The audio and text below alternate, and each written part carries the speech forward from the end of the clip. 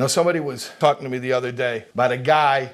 He was saying it very dismissively. He was saying that this guy, well, you know, he got divorced and he married a trophy wife.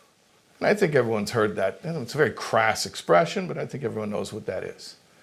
So it happened to be this person who told me this is somebody that I speak with about parenting. And I said, that's crass, yeah, but how come no one ever talks about a trophy child? They talk about somebody using a spouse or an intimate partner as a badge, as a way of getting social status, and we all sort of agree that that's shallow. How come there's no term for trying to do that with your own children? And you know what my theory is? You know what my theory is why there's no term for it? It's just so normalized. It's so accepted. Of course, my children owe it to me not to embarrass me.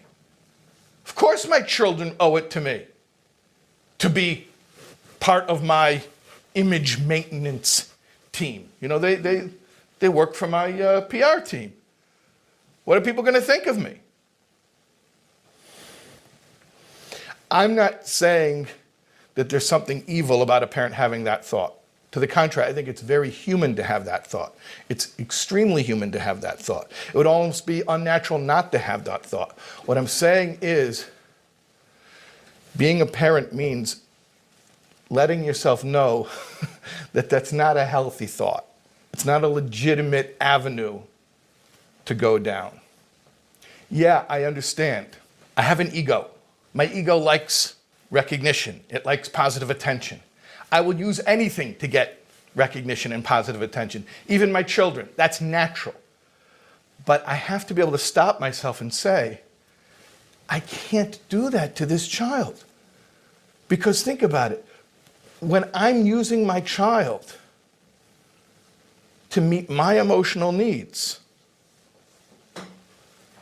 not only am I reversing the entire flow of the relationship, which is supposed to be a giver relationship from me to them, but I'm taking away from them their future ability to go into other relationships and in other situations and be strong and confident and to be able to believe in themselves. Because instead of giving them a strong sense of self, I've been trying to take my sense of self from them.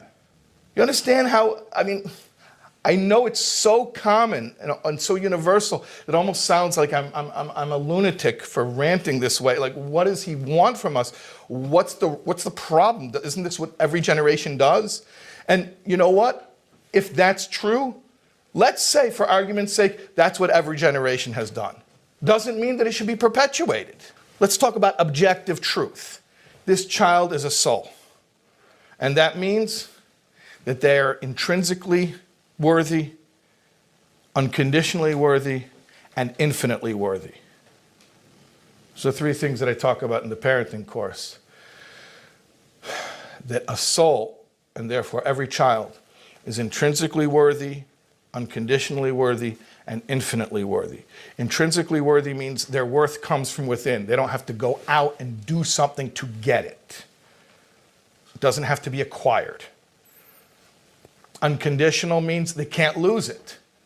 There's nothing they can do to lose their worth, which is related to intrinsic, that it's built in.